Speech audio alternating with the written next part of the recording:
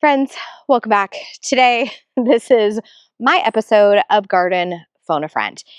Here is what I am faced with. The cut flower garden did okay this year. As you know, it's been a long road, and I'm actually really proud of a lot of the flowers that we got. However, I have a stretch of about 10 dahlias that either didn't come up or failed to thrive. I mean, literally, this dahlia looks like it's maybe June in my garden. We should be like, I don't know, like 10x. It should be here. This is crazy. So I'm actually going to phone my friend Anne today.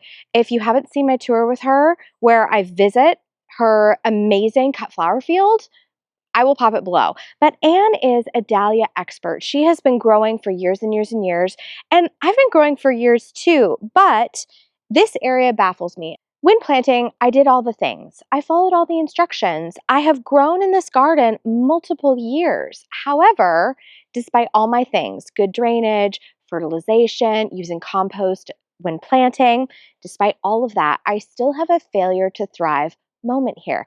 So I'm going to use a lifeline.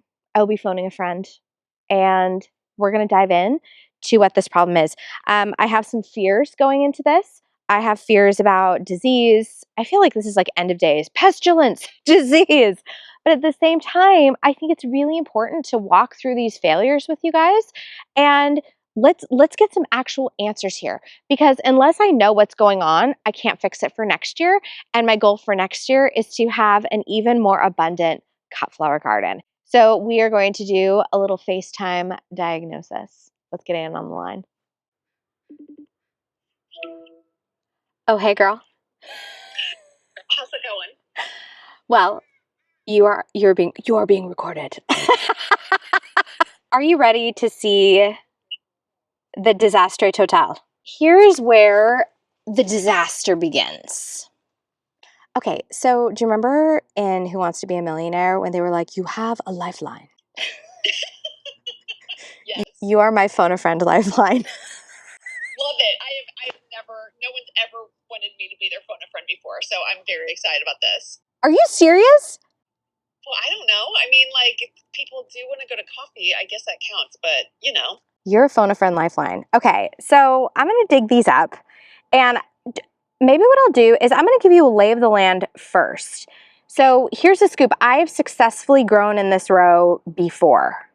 And on top of it, I have successfully grown lilac bull, and it's one of my favorites, and it produced like crazy last year in this row. So I just divided it and shifted it down a little bit. And so what I've got going on here, let me flip you around so you can kind of see. Can I just say that you're adorable in those overalls? Thank you. Thank you. I appreciate it. Okay, so obviously, Joey Winnie, that may not be Joey Winnie. Yeah. And then down here, lilac bull. Yeah. Lilac bull. Yeah. Okay, then we've got Edinburgh here, who is still, this is like 2 feet tall, and it's just pushing out its first bloom. This was a new tuber this year. Same thing here. What variety is that one? This is Edinburgh, and it was, don't kill me, it was Costco tuber. Okay. I won't kill you. This one is a la mode. Brand new tuber. Bought it from the Dahlia Society. They did a sale at Sky Nursery. Okay, yeah. No. Something's going on. So but we have rounded tips. Yeah, okay. Which I'm like, how are pesticides getting in here? And then Valley Rust Bucket failed to come back. This is Omega. Omega was also planted in this row last year. Performed beautifully. And I mean, this is one of my favorites. And this is what it looks like. It was down at the end of the row next to what is not Joey Winnie, but is labeled Joey Winnie. And then here is the other Omega division right here. Like, yeah, okay, so I feel like something did get, like, something had to have gotten in the disease shows up kind of like throughout the entire plant. Okay. And the leaf shape usually stays the same with disease. Sometimes it'll be smaller or whatever, but if it's pesticide or something like that, you can get a rounded edge on the leaf. The leaves can look funky and it can be failure to thrive. So with that rounded, several of those I noticed a rounded edge. Especially like at the beginning, a couple of them were starting to get pointy leaves at the top, but at the bottom they were really rounded. Yeah. And to me, that just seems like some kind of, like if you're gassing up the lawnmower and you accidentally spill some gas there, or like something weird like that. Okay, so that literally, that's the only thing I'm kind of thinking of.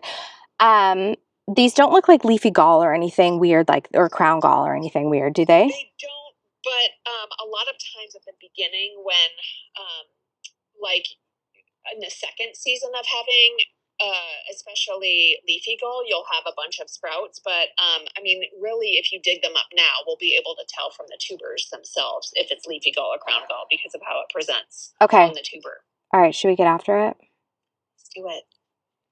I said, right, I'm here. Oh my God, you're like my support friend. Gosh darn it, God, I am like really, I'm so nervous about this because like it feels like a bad like medical diagnosis. Do you know what I mean? Okay. Well, okay, but modern medicine is amazing, and there are things even if you do have crown gall, say you have crown gall or leafy gall, we'll get after it, and we will figure it out. Okay, are you ready? Yeah. Here is, let me flip you around. Okay. So here's lilac bowl. Oh, do you like the thing of gasoline right there? Jeez Louise, my God. Is there a leak in the can? Is there a leak in the can? So here is, you can see where like I divided this one right here. Yeah. I don't see any of that weird bulbing out. No. Like this looks like a healthy tuber, right? Yeah, it would. If it was leafy gall, you'd be able to tell just by the sprouts. And if it was crown gall, I feel like over 90% of crown gall shows up right at the eye. Yes. And yeah, I'm not seeing anything bad with that tuber at all. So that one is like 2 thumbs up to me. Okay, so what the heck? So potentially, like there's a leak in the mower, or yeah, like something like that. That is. Yeah, because that looks 100% fine. Okay, so if you were me, would you stick it back in and let her buck for next year? Or would you dig it up and leave it out now and just cut it back and put it into storage, or let it die back naturally? Do you leave yours in or do you take them out? I'm going to take mine out this year, I think. Okay. I mean, it kind of depends. You can stick it back in the ground and just wait till you get all of yours out. I don't know if you're like starting to get them out now, and if you are, then you could just pop it in your ones that you're going to store. Yeah, I wasn't going to dig mine until everything had frosted and died back. Yeah. Yeah, so just stick it back in the ground. Okay. Say night. It's weird though, like there's no root hairs. Like there's nothing. Right. It's like it's been in hibernation mode or something. Correct. Okay, weird. All right. Yeah. But you successfully grown them for years right here. Yes. Like that to me, that's the thing. It's so weird. So like this is normal. This is even normal here, but that is jacked up. Yeah, something's in your soil. And who knows? I don't know. Like this is rounded too. Like, and then, but what's interesting is these ones down low, that looks normal. That's not rounded. Yeah, that does look normal. But so it could be something, that one is a little bit taller. So it could be something where right where the tuber was placed, the soil was okay. But as the roots started to grow a little bit, it was like, wait, what's up? And so it was starting to get its nutrients from area. I mean, I'm not a scientist, but like to me, that's the way that my brain works on Okay. As it grows. This is one where Valley Rust Bucket was buried and just dead on arrival. Is it even worth? Yeah, you can just see what's under there. All right, if it's still there. Let's get after it. Do you have my shovel? Yeah. Okay, cool. Oh.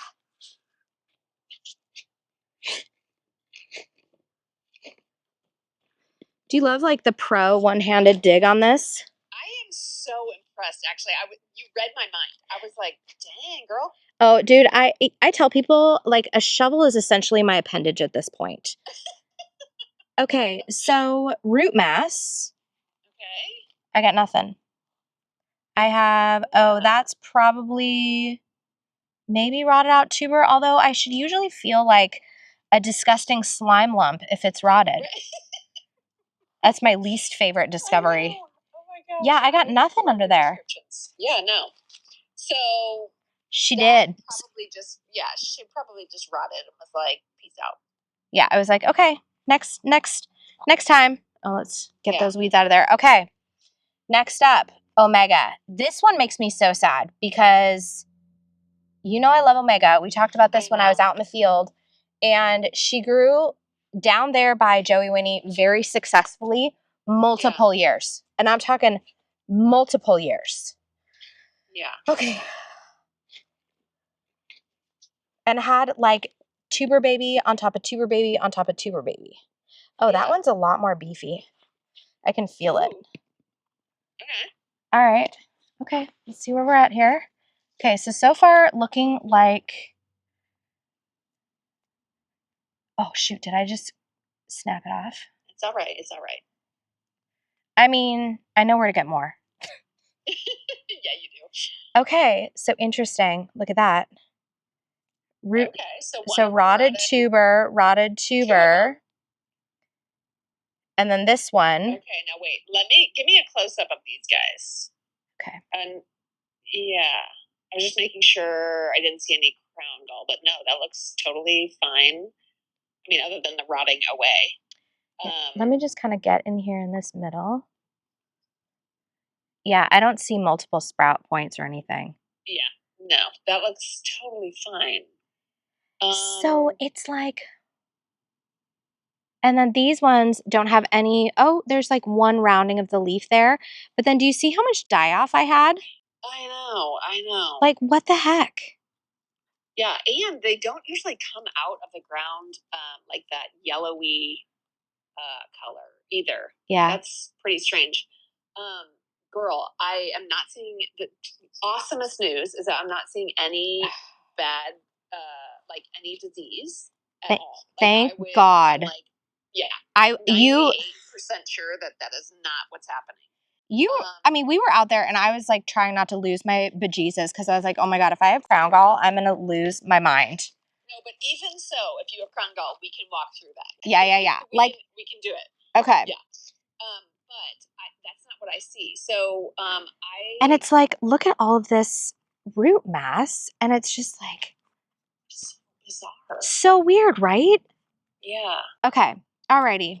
So... God, is it possible that I would have had like pesticide blowover from like a neighbor or something? I mean, yeah, because that's right close to the end of the property. Yeah. Or if, especially, like, I feel like it's something that's in the soil. So if that's a little bit of a low spot and a neighbor or something close to you was using some sort of pesticide or whatever, and then it just kind of settled in that area. But I feel like another really good thing is that we are in the Pacific Northwest where we get tons and tons of rain. Yeah. So I would be tempted to, like, if this was me, I would probably... This is going to be a pain in the butt, but especially since it's all in one location, it's not like sporadic. Yeah, I mean, isn't that the wildest thing? Is it's all in this row. I've got to show you one other thing too that might be kind of like a clue. Okay, I bought this gorgeous cafe au lait. I was literally at Fred Meyer, and I was like, I put it in the ground, and as soon as I put it in the ground, all of the foliage on the bottom yellowed. All like immediately, as soon as I put it in the ground. And then once it took off, it was fine. And the foliage was normal. But the second I put it in the ground, it like the foliage all freaked out. And I was like, what the heck is happening? And okay, so that tells me that it is your soil. Like that was an already super established plant, so it has soil around it. So the feeder roots, when you put it in, we're like, what the heck is this? Whatever it is that got into the soil. Okay. And but it was able to draw enough nutrients that it was able to take off, and it was so far established already. That it was able to thrive. But yeah, something got in your soil. Dang it. Dang it. Okay, so a game plan. Game plan. Yeah, because it's like, it's so interesting. It's just this one row. I did have a couple one row over that didn't thrive, but I thought it was like more flukish. Funny enough, you know where they are? Gosh darn it. No, look at this. Oh my God. This is like wild. It's like phoning a doctor. Okay. Failure to thrive all in here. And check out over here. Dead. Okay. Dead. This one I just cut back, but she's so tiny. Dead. Dead. This creme de cassis is just blooming now. Dead. Dead. And then look at this. This pink runner. What, like? Yeah. Oh. And obviously, like, I'm battling morning glory, so it's... But then this one next to it, the Cornell Bronze, is actually fabulous. I don't see any deformed leaves on this guy. Like, you can see my little cut point, my snip. And it's, like, producing beautifully. Yeah. So, yeah, I think that something's in your soil, girl. Okay. This is also like the row closest to your fence line, from your neighbors. And if you have like blackberries on the, edge or whatever, they might have done a water soluble little like hunky dunk along the line. And then especially if the ground was already wet, like if you do it at a really dry, well, actually that's not true. But if the ground is super duper wet, or if the ground is completely dry, and you do it, then if it's super wet and they dump it there, it will just wick it to the low spots. And then if it's super duper dry, it will just not soak in and then run. So, and so my garden does slant back to where I'm standing, and I have drip lines in. So it could be that it carried it down, but then it petered out by the time it got to my big kahunas down here. Okay. So if you were me, what would you do? Would you, like, I feel like I've got a couple options. I am already planning to dig this year and divide and reorient a la Anne Long and do an ombre situation. Oh my gosh, that's so exciting. So would you just simply dig, store, and go a couple rows over? And maybe I do like zinnias and cosmos and something less finicky over here? I mean, I think that it just depends on what it is, but I have a feeling, because I have a feeling, a couple of thoughts. One is, I don't think this is pest. I think it's, I don't think this is wireworms, because I didn't see any wireworms in your soil. That's right. That was the other question that we had, is if it was wireworm. Okay. Yeah. And so I feel like, because you're going to have a whole winter's worth of rain, that's going to definitely help. I mean, if it was me, I think I'd take out probably 6 inches of soil, at least maybe 8, and just put compost in there. Oh. And like fill it with compost, and then just be like, I love you, night night. And then I would probably, well, I don't know if I'd pop dahlias in there, but like something that is less finicky and has small root systems. So like a snap, a zinnia, a cosmo. Yeah. This is my northernmost fence line, and so that's why I like doing my dahlias out here, because they can be big and beefy and tall. Yeah. But maybe this is sunflowers. Maybe it's like, I use my imagination. Okay. Yeah. And maybe we shift over a row and do that. Now, do I need to worry about these tubers then? That's my other question. Is no, I wouldn't at all. If you want to, like, personally, I am like 99% sure that they have no disease on them at all. Awesome. So I wouldn't personally worry about it, and I worry about a lot of things. I love that. Come virus wise, but if you are just wanting to play at the absolute safest, you can put them in pots. Like, so you pot them up and just put them above the, Okay. and even put them in a spot like on your put them someplace where the runoff is going to be, it's not going to be into your like lush garden bed, Okay.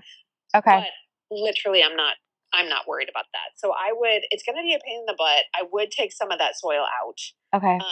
And I would take like 6 inches out, maybe 8 inches out, and then fill it with compost and even like kind of turn it up a little bit. Okay. And I would do that probably sooner rather than later to give it just time to wash through.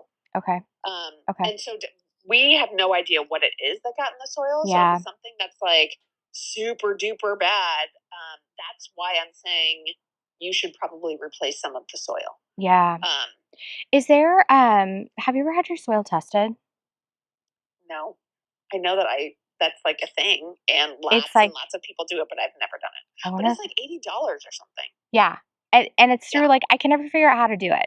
Maybe that needs to just like be a priority this year. Maybe I need to like see if anything would come through on a test. I mean, I'm in an urban environment, so it's not like I'm gardening in a vacuum. Like anything could have, blown in on the breeze. Like it's super compact living here. So, okay. This is so good. Okay. I actually have a lot of peace of mind now because I've been terrified to dig these up. Thinking they were going to be gall or like something crazy. But literally, if they were gall, there are ways. There are things to do to have gall not spread. Okay. I mean, it spreads, but you have to dig up dirt. It's dirt replacement. I actually dilute bleach way down, and I wait till the ground is really wet, and then I just saturate the area, which is totally not great for beneficial insects and everything like that. But I do it this time of year, like as soon as I find out. Super targeted. And then let the rains, wash it out, and then add a ton of compost to it.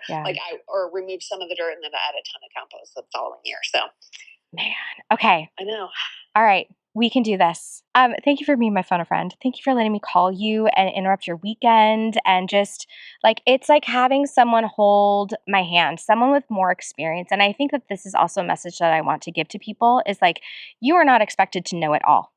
That is why we have friends. That's why we have community. And I'm so glad to count you among my community of beautiful flower people. I'm so happy too. So not the best news in the world, not the worst news though. And I also feel like Anne has given me a really clear course of action for next steps. I mean, honestly, Anne has saved me like hours of Googling and panic searching this for myself. So big thank you to Anne. She is amazing. If you would like a one-on-one coaching consultation with her, she does do them online as well as in person. She also teaches classes at Christensen. So I will leave a link to all of her stuff below, but she's an incredible resource. So thank you so much for watching. I'm going to see you in the next one.